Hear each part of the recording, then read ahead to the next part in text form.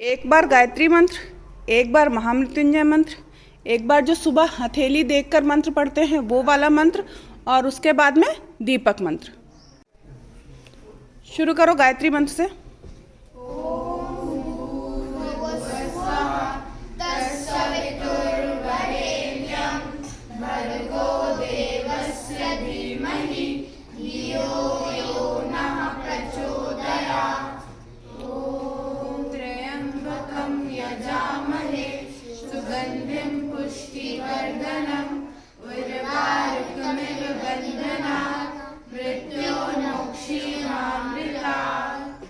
हथेली वाला मंत्र मैं बोलती हूँ, पीछे पीछे बोलना। कराग्रे वसति लक्ष्मी,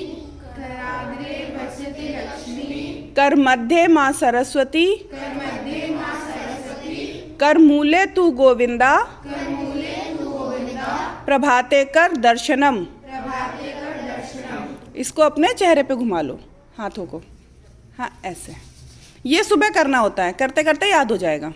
दीपक मंत्र पढ़ ले, हाथ जोड़ के बैठो। जब दीपक जलाते हैं ना, हम ज्योत जलाते हैं, तब हम मंत्र पढ़ते हैं। कौन सा? शुभम करोति कल्याणम, आरोग्यम धन संपदा, शत्रु बुद्धि विनाशाय,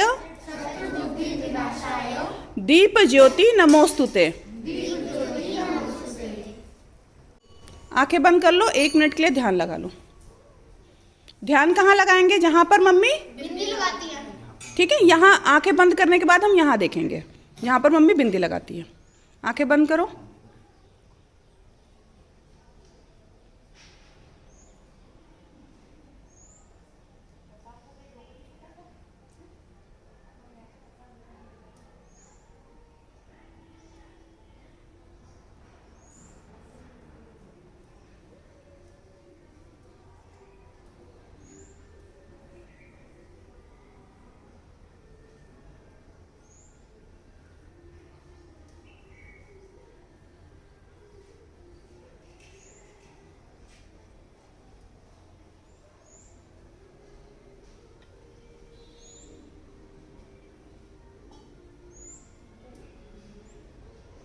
ठीक है। पिछली बार की नई सीख थी कि गाय को पहली रोटी घर में निकालनी चाहिए, गाय को देनी चाहिए, ठीक है? उसके बाद में आज की नई सीख है कि गाय को 1 रोटी तो निकाल दी, उसके बाद गौशाला में दान करना चाहिए। कुछ पैसे हर दिन नहीं करते हैं, वो महीने में 1 दिन कर लेते हैं। कुछ भी हमारे यहाँ होता है चावल दान करते हैं। इसके अलावा हम कुछ पैसे भी दान कर सकते हैं। या पैसे कैसे नहीं कर सकते? कर सकते हैं। गाय को जाके 2-4 हज़ार दे दो। गाय को नहीं देना होता है, गौशाला जो लोग चला रहे होते हैं ना, अब वो क्या कर सकते हैं? उनको कहाँ से पैसा मिलेगा? तो उनको गाय की कभी गाय का खाना देखना होता है, बीमार पड़ जाती है। इसके अलावा बहुत सी चीज़ें होती हैं। तो अब मान लो सर्दी हो जाती है, तो उसके लिए भी बिस्तर का अरेंजमेंट करना पड़ता है ना?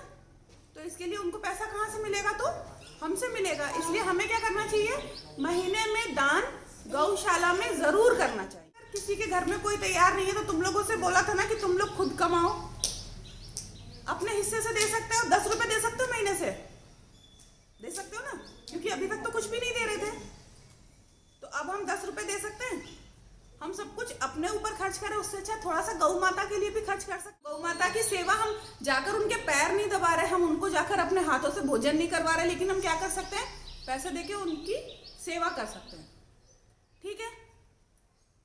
गाय हमारी माता और उसकी हमको सेवा करनी। आज की नई सीख क्या है?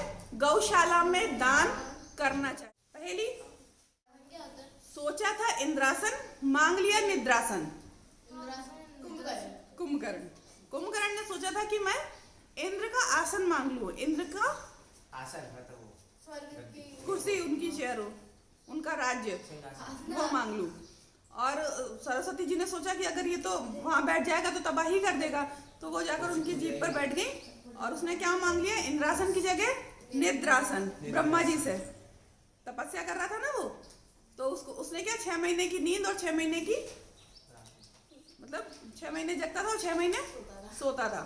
तो सोचा था इंद्रासन, मांग लिया निद्रासन, कुंभकर्ण। नेक्स्ट, रानी को भड़काया, बुद्धि को भरमाया।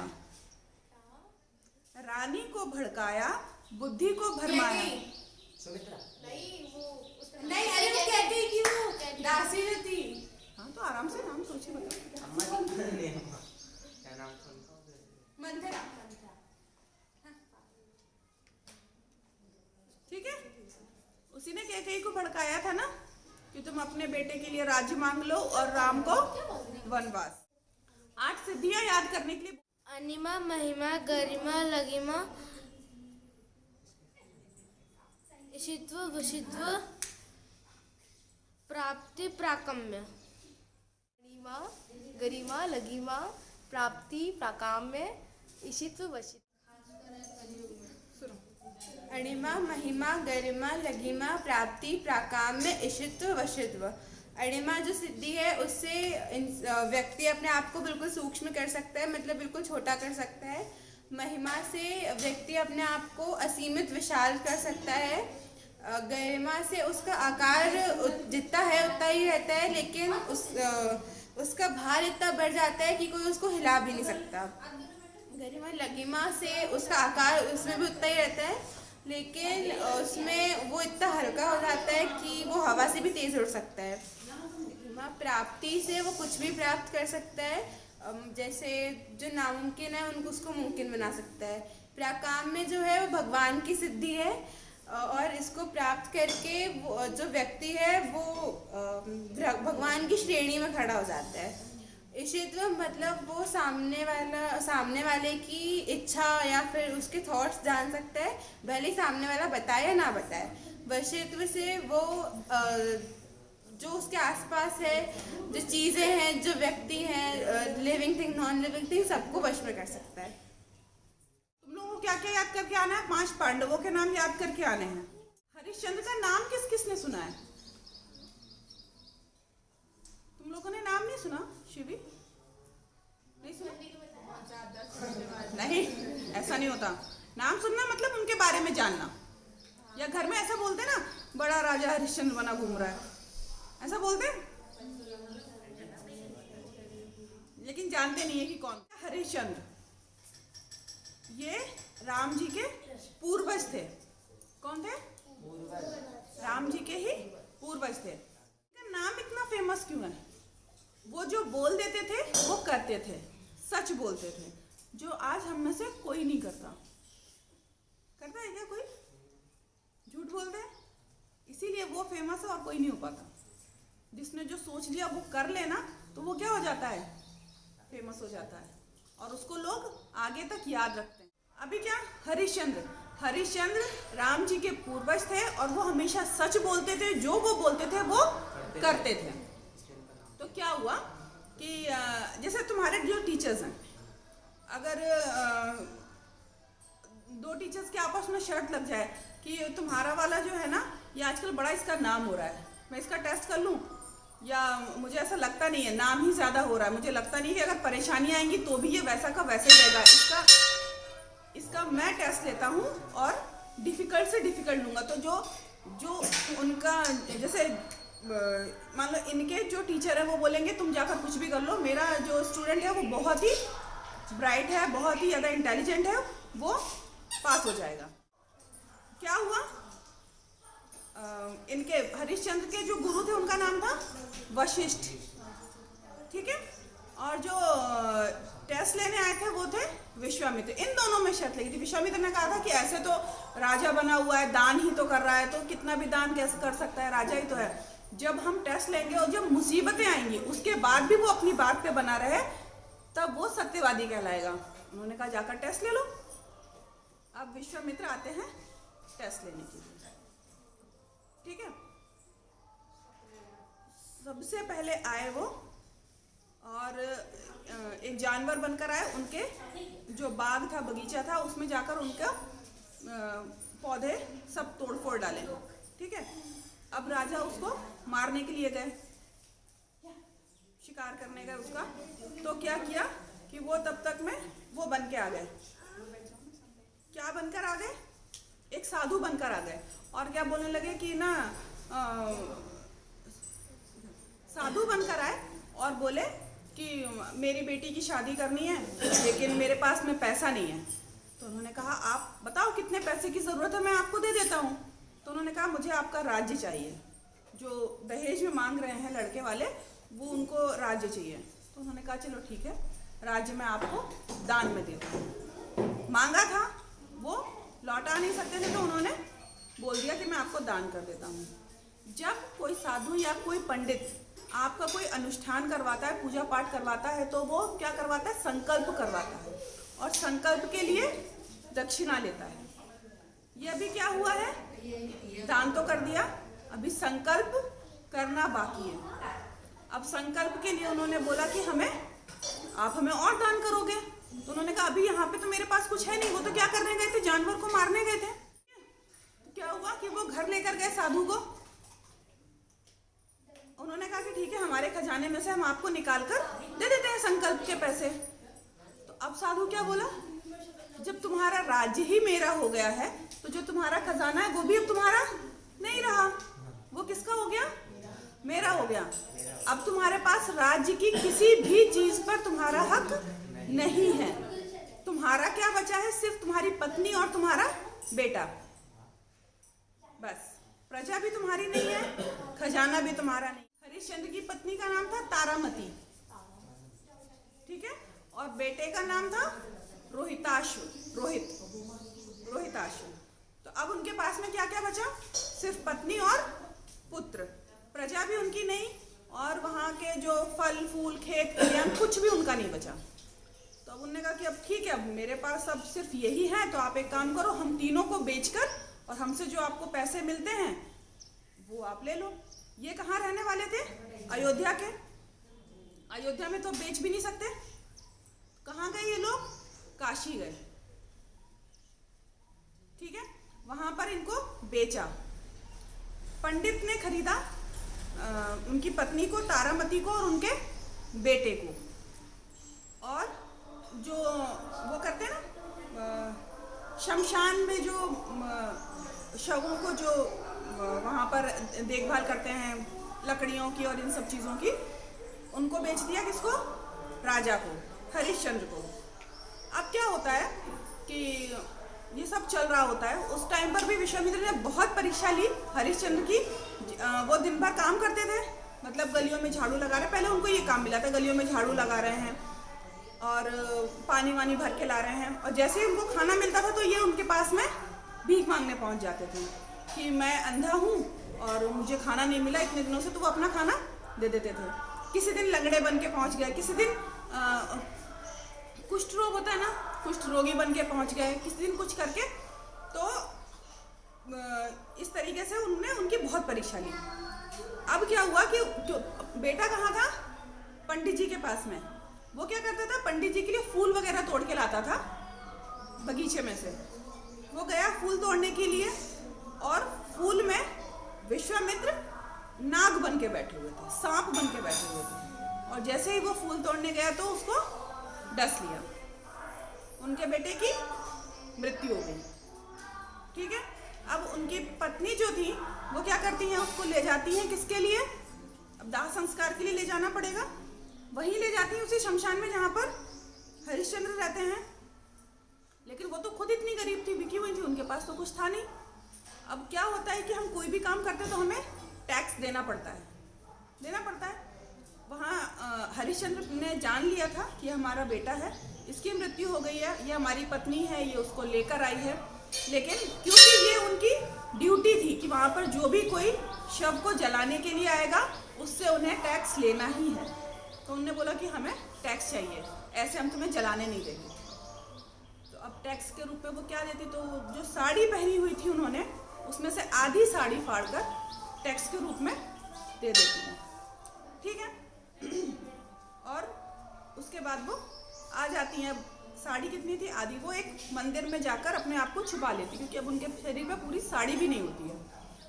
अब इधर पर विश्वामित्र क्या करते हैं कि एक बच्चा उसी रानी के, तारामती के बगल में जाकर लिटा देते हैं और गांव में ये शोर कर देते हैं कि एक डायन आई है जो बच्चों को खा रही है। ये होती है परीक्षा, ठीक है। जो वो ले रहे थे, ये देख रहे थे कि ये कितना सच बोलते हैं और कहाँ तक ये अपनी बात के ऊपर रहते हैं।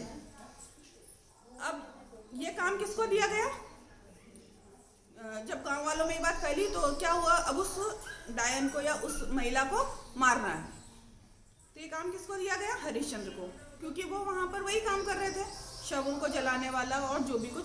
तो उनको दिया गया कि तुम जाकर उसको मार कर आओ। वो जाते हैं और देखते हैं कि ये तो तारामती है। अब क्योंकि इसका बेटा मर गया है तो क्या ये दूसरे के बच्चों को खा जाएगी?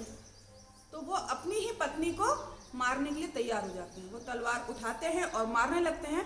तब तक में फिर वहाँ पर विश्वामित्र, वशिष्ठ और भगवान विष्णु सब आते हैं और बताते हैं कि सिर्फ तुम्हारी परीक्षा हो रही थी, तुम्हारे टीचर्स में शर्त लगी हुई थी, तुम्हारे गुरुओं में शर्त लगी हुई थी कि तुम्हारा जो शिष्य है वो कितना श्रेष्ठ है, और तुम उस परीक्षा में पास हो गए हो। तुम सत्यवादी हो, तुम जो बोलते हो तुम वो कर लेते हो, ठीक है। तो ये होती है परीक्षा। तुम लोग अपने टर्मिनल से भी और सारे इंटेस्ट से भी डरने लगते हो कि अरे बाप रे ये क्या है। जबकि तुम्हें परीक्षा के लिए पूरी प्रिपरेशन का टाइम मिलता है ना, उसके बाद भी फेल होते हो। यहाँ टाइम मिला था क्या हरिश्चंद्र को? उन्हें तो पता भी नहीं था उनके साथ में क्या चल रहा है। कहाँ एक दान देने के चक्कर में राज्य गया, पत्नी गई, बेटा गया, जान से चले गए, उसके बाद भी और अपने हाथों से भी जान लेने के लिए तैयार हो गए। जो हमने सोचा है, उन्होंने सोच लिया था कि हमें दान करना है, हमें सच बोलना है, हमें वही करना है। तो उन्होंने जो सोच लिया वो कर लिया। तो जिंदगी में अपने आप को इस लायक बनाओ कि जो हम सोच लें वो हम कर डालें। फिर हमको बीच में कोई समझाने वाला, बहलाने वाला, चाहे वो मोबाइल हो, चाहे वो दोस्त हो, चाहे वो रिश्तेदार हो, चाहे दुश्मन हो, हमको अगर कोई डिस्ट्रैक्ट करने की कोशिश भी करेगा ना तो हम नहीं होंगे। जो सोचा है वो करेंगे।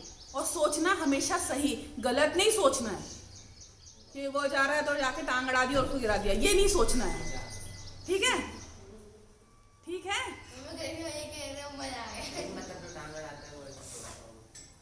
राजा हरिश्चंद्र की जय। राजा हरिश्चंद्र की जय। जोर से बोलो, राजा हरिश्चंद्र की जय। राजा हरिश्चंद्र की जय।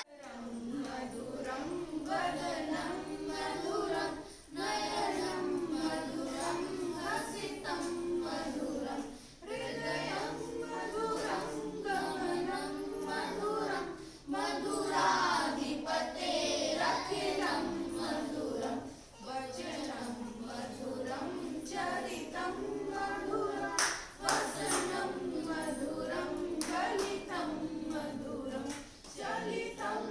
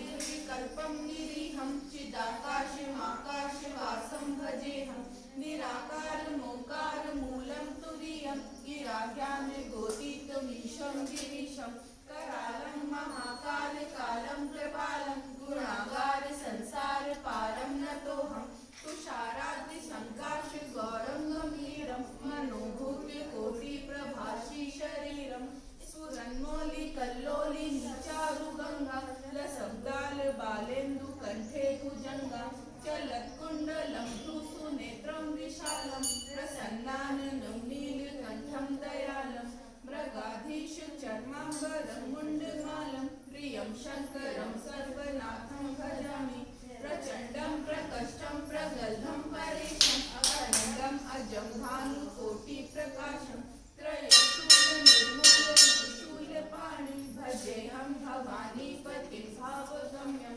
कलातीत कल्याण कल्पान्तकारी सदा सज्जनानन्ददाता पुरारि चिदानन्द सन्दोह मोहापहारि प्रसीद प्रसीद प्रभो मन्मथारि न यावत् उमानाथ पादारविन्दं भजन्ति ह लोके परे वा नारायणं न तावत् सुखं शान्ति सन्तापनाशं प्रसीद प्रभो सर्वभूतादिवासं न जानामि योगं जपं नैव पूजां तोऽहं सदा सर्वदा शम्भुतुभ्यं जराजन्म दुःखोगतातप्यमानं प्रभापाहि आपन्नमामीश शम्भु रुद्राष्टकं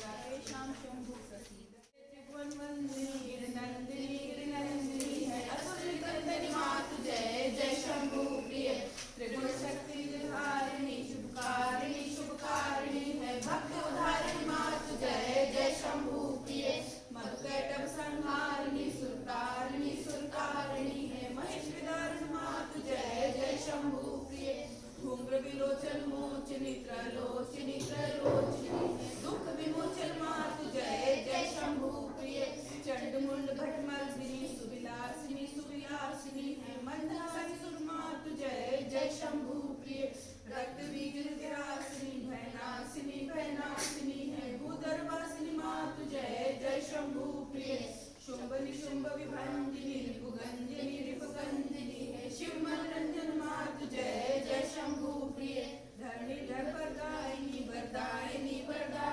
है मृगवाहन मातु जय जय शंभु प्रिय भूल चूक सब कर क्षमा करुणामयी है मम शिर मातु जय जय शंभु प्रिय दुर्गे दुर्गति नाशिनी दुर्मत हरिये शुद्ध बुद्धि दे मातु जय जय शंभु प्रिय।